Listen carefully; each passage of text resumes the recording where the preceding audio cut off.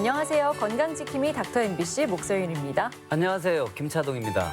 질환에 관한 다양한 궁금증 여러분의 입장에서 꼼꼼하게 짚어드리겠습니다.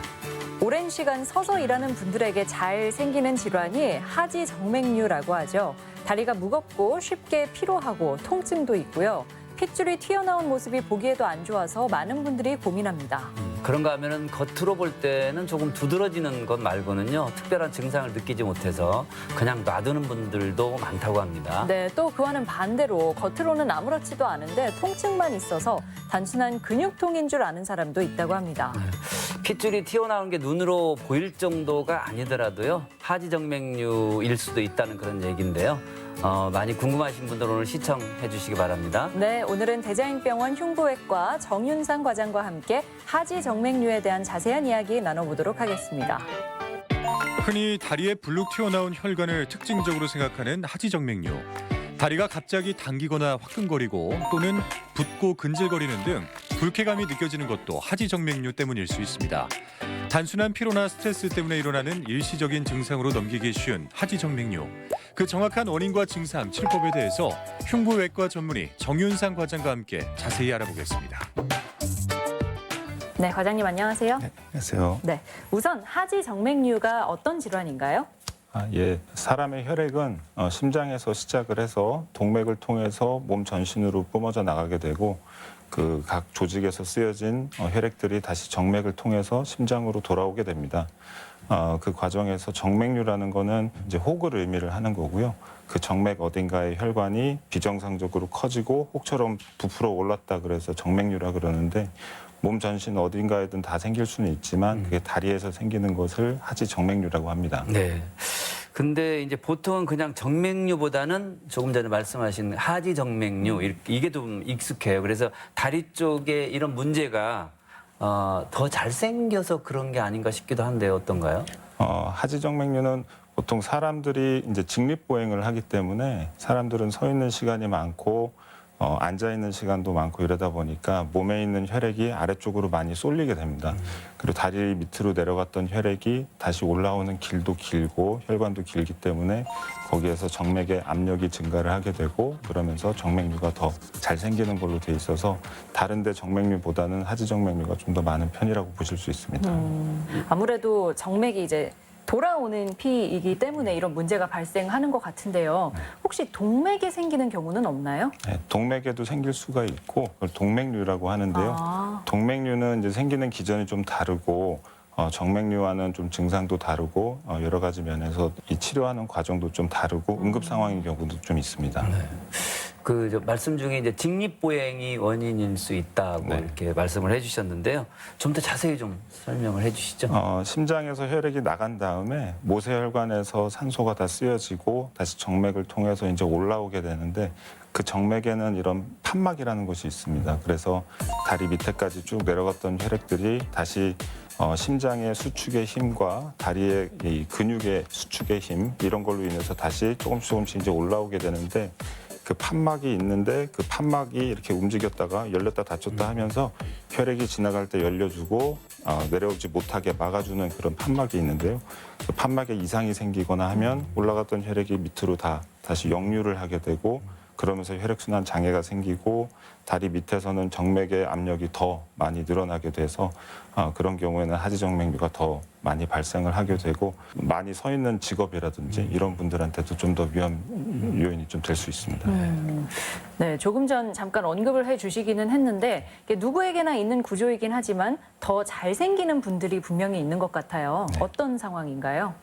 첫 번째로는 연령을 생각할 수 있는데 나이가 들면서 혈액의 이제 내벽이 약해지면서 혈관도 더 잘 부풀어 오르게 되고 혈관도 약해지게 되죠. 그래서 보통은 한 40대에서 50대에서 더 잘 생긴다고 돼 있고 물론 요즘은 이제 서 있는 시간이 아무래도 많다 보니까 젊은 사람들한테도 많이 생기긴 합니다. 두 번째로는 이제 성별이 여자분들한테 좀 더 많이 생기는 걸로 돼 있고 여성분들은 특히나 이제 임신이나 뭐 폐경 뭐 이런 것들로 인해서 호르몬 변화가 생기면서 혈관 내벽에 이상이 생기고 변화가 생기면서 하지 정맥류가 더 잘 생기는 걸로 돼 있습니다.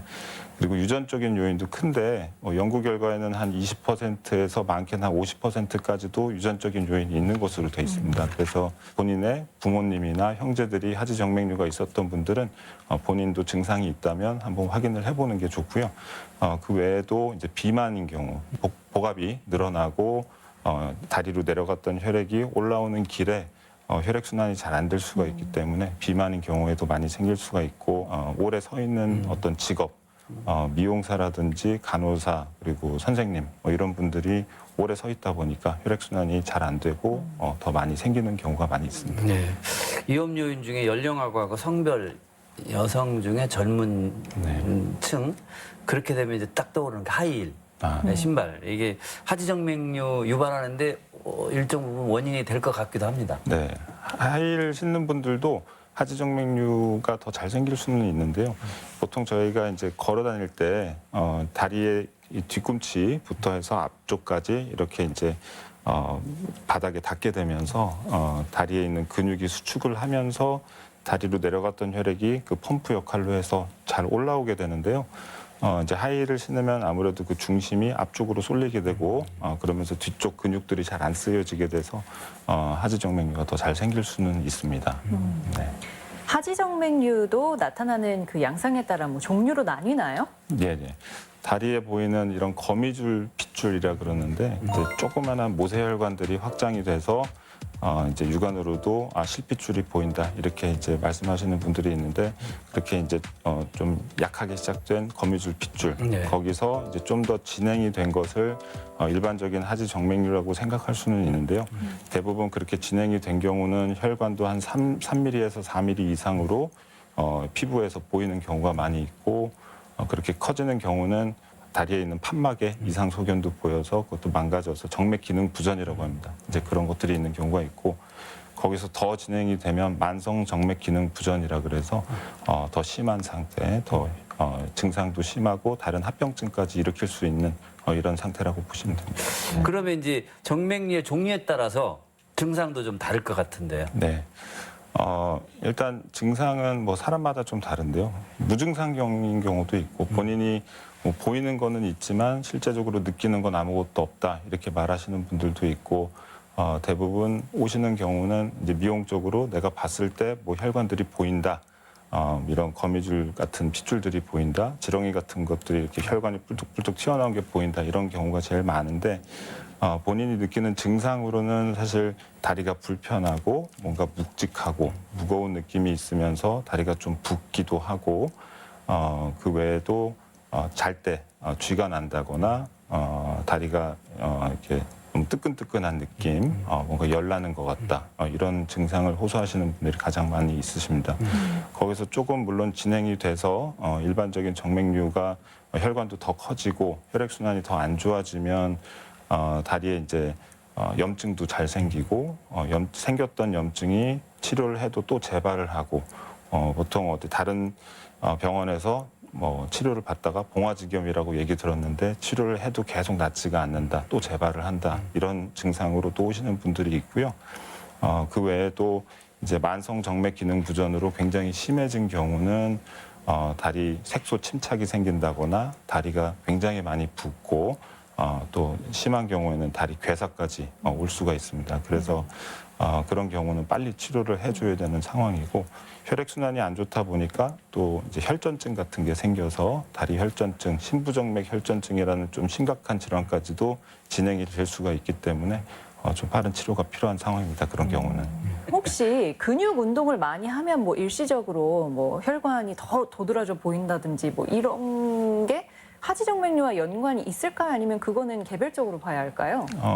이제 운동을 많이 하면 물론 이제 근육들이 많이 쓰이니까 그 사이사이에 있는 혈관들이 불룩불룩 튀어나오고 더 그런 경우 있는데 그거는 사실 이제 말씀드린 그런 혈액순환의 장애로 인한 것보다는 운동을 해서 일시적으로 혈관이 좀 커지는 이런 거라고 볼 수 있고 물론 하지 정맥류가 아니면 뭐 하지 정맥류가 아니고 팔에라도 정맥류가 있는 분들이 또 운동을 해서 더 안 좋아지는 경우도 물론 있습니다. 네. 네. 그 통증이 심하지 않아도 미용상의 문제가 좀 있다고 그런 경우, 특히 여성 같은 경우는 종아리 부분, 다리 쪽이 그렇다면 좀 고민이 많을 것 같습니다. 네. 어떤가요? 여성분들은 뭐 오실 때 일단 뭐 대부분이 호소하시는 것들이 뭐 통증 이런 것도 있으시지만은 내 다리에 뭐 혈관들이 보이더라. 뭐 반바지 치마를 입었는데 사람들이 봤을 때 거기 너무 혈관이 이상하다. 병원 가봐라. 뭐 이렇게 해서 이제 오시는 분들이 많고. 차라리 아픈 건 참을 수 있는데. 네. 근데 보이는 게 아무래도 좀 안 좋다 보니까 병원을 찾아오셔서 하는 분들이 있는데요. 대부분 이 하지 정맥류의 이 저희가 중한 정도, 뭔가 심하냐 안 심하냐는 사실 미용적으로 보이는 것보다는 이제 실제 혈관 상태가 혈액순환이 얼마나 잘 되고 있는지, 다른 합병증이 없는지 이런 것들을 판단을 하는데요. 미용적으로만 사실 오시는 경우는 뭐 검사상에 하지정맥류 아주 심하지 않다 그러면 간단한 경화요법이나 이런 주사 치료로도 해결이 할 수 있습니다. 네. 그 정맥류와 증상은 비슷해 보이지만 좀 다른, 뭐 감별해야 할 질환이 있을까요? 네, 뭐 피부과 질환들, 특히 이제 봉화지경, 뭐 그냥 피부 뭐 염증 이런 걸로 인해서 하지정맥류가 있어도 모르다가 이제 염증이 생겨서 피부과나 다른 과들 진료를 보시고 나중에 뭐 호전이 없어서 오시는 분들도 있긴 있고요.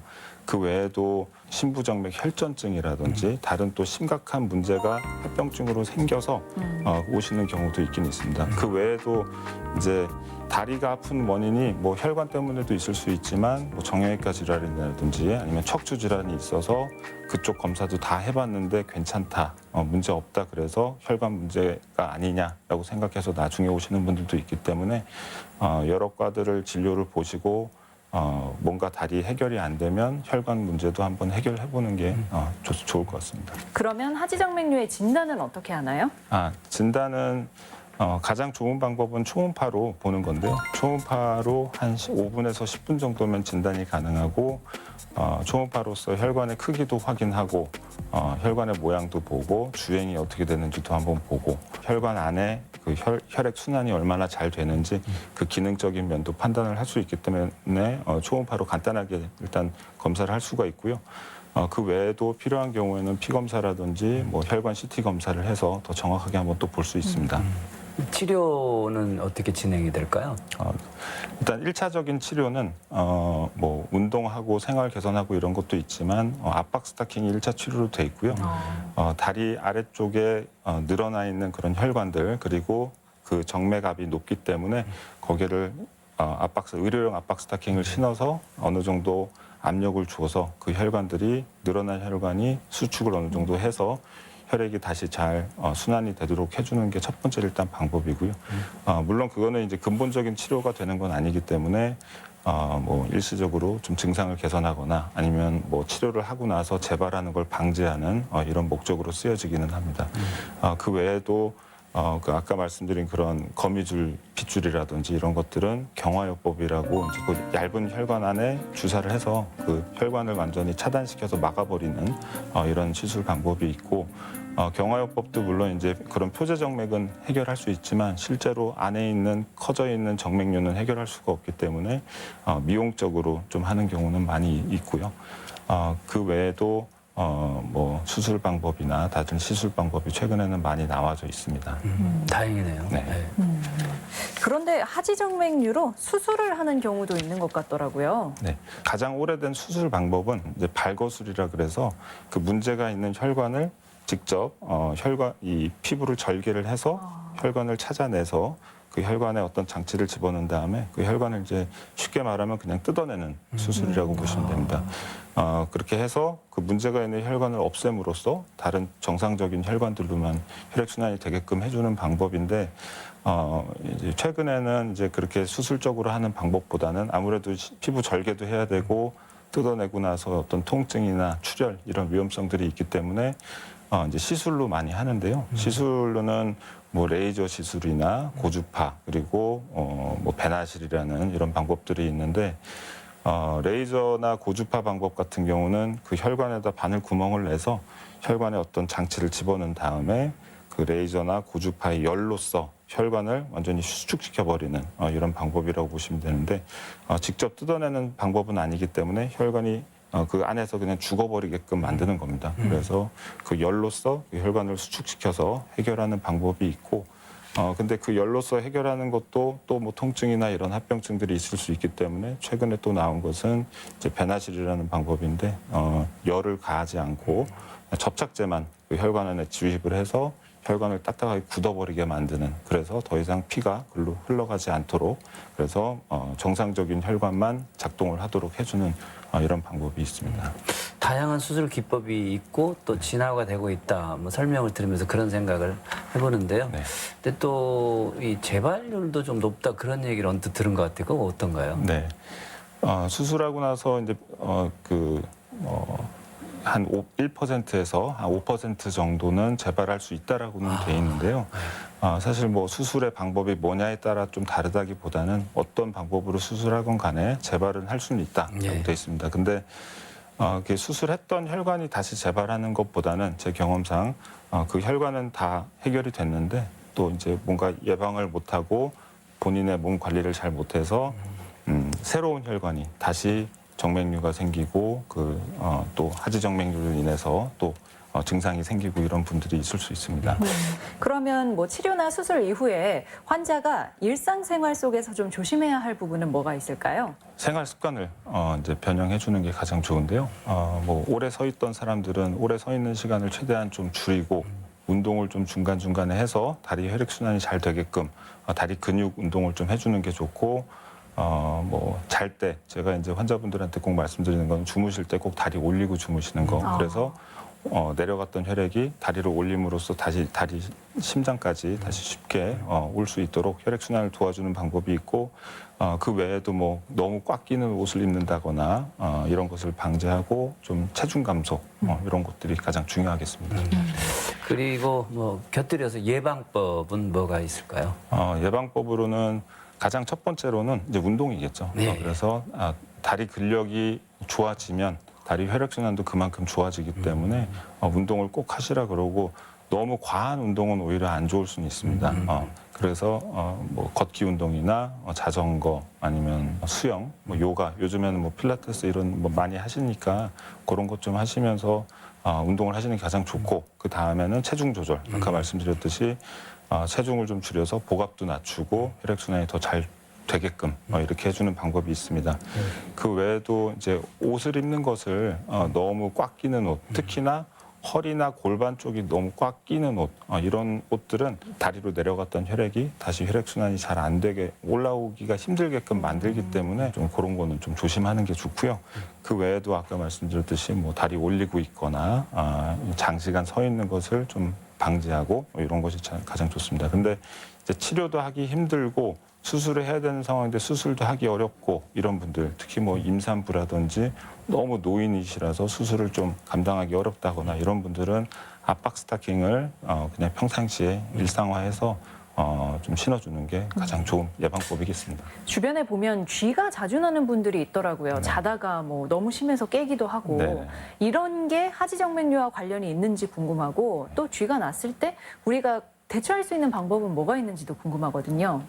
쥐나는 증상이 하지정맥류랑은 연관성이 많이 있습니다. 근데 물론 뭐 다른 원인도 있을 수는 있겠지만 하지정맥류 때문이라고 하면 대부분은 자다가 쥐나는 분들이 많으시고, 네. 아까 말씀하셨듯이 뭐 자다가 쥐나서 깨고 뭐 이런 분들이 많은데, 그런 경우는 일단 증상이 있으면 진료를 한번 보시는 게 좋고, 그런 쥐나는 증상이 많이 있을 때는 일단 다리를 어느 정도 스트레칭을 해주고 다리 근력을 좀 풀어줌으로써 다리 혈관에 여기 뭉쳐있는 혈액들을 빨리 혈액 순환이 되도록 해주는 게 가장 좋습니다. 그래서 뭐 앉아있거나 누워있는 상태에서 다리를 쭉 펴고 발목을 위로 쫙 올렸다가 내렸다가 하는 거를 몇 번 반복하시면은 좀 풀리는 거를 느끼실 수 있을 겁니다. 그 마지막으로 질문 드리고 싶은 게요. 네. 계절적인 요인도 있을 것 같은데 혈액 네. 순환하고 관계가 있기 때문에 네. 더울 때, 추울 때, 네. 그리고 이제 아무래도 이 동절기에는 몸을 감추니까 신경을 덜 쓰게 되고 여름에는 노출이 되니까 더 신경 써서 적극적인 치료를 하고, 뭐 계절적인 요인은 없을까요? 대부분 환자분들은 이제 여름에 더 많긴 많으세요. 예. 그래서 더워지니까 아무래도 여성분들 같은 경우는 이제 뭐 반바지 입고 치마 입으니까 다리 혈관이 보이고 이게 좀 불편해서 또 오시는 게 더 아무래도 더 많고, 또 더우면 더울수록 다리 혈관이 더 늘어날 수가 있어요. 확장을 하기 때문에 정맥이 더 확장되면서 증상도 더 많아지는 분들도 있습니다. 근데 또 반면에 또 겨울에는 추우니까 운동을 많이 못하고 이래서 또 오시는 분들도 있긴 있습니다. 네. 겨울철이니까 이 점을 좀 감안하셨으면 좋겠습니다. 네, 오늘 이 시간에는 흉부외과 전문의 정윤상 과장과 함께 하지 정맥류에 대해서 이야기 나눠봤습니다. 네, 과장님 오늘 말씀 고맙습니다. 네, 감사합니다.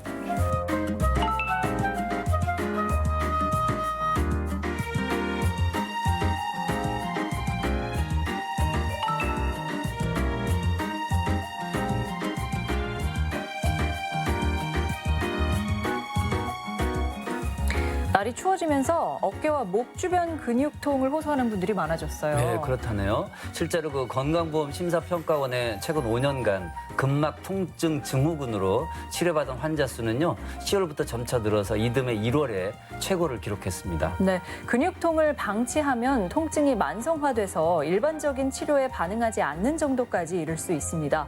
목과 어깨, 팔을 움직이는 단순한 동작도 힘들어질 수 있고 여러 다른 질환으로 이어질 수 있습니다. 네, 긴장을 내려놓고 틈틈이 스트레칭도 하고요. 또 온찜질이나 반신욕, 이게 또 굳은 근육을 푸는데 아주 좋다고 합니다. 또 무엇보다 바른 자세를 유지하는 것도 예방과 증상 완화에 중요하지 않을까 그런 생각을 해봅니다. 네, 여러분의 건강과 관련해서 궁금한 점이 있다면 전주 MBC 홈페이지 들어오셔서 질문 남겨주시기 바랍니다. 네, 오늘 알아봤죠. 하지정맥류와 관련해서 더 알고 싶은 경우 또 다른 질환에 관한 궁금증에 대해서도 남기셔도 좋습니다. 네, 닥터 MBC가 여러분의 궁금증 풀어드리겠습니다. 관심 있는 분들의 많은 시청 바라고요. 저희가 준비한 소식은 여기까지입니다. 다음 주 이 시간에 다시 찾아뵙겠습니다. 고맙습니다.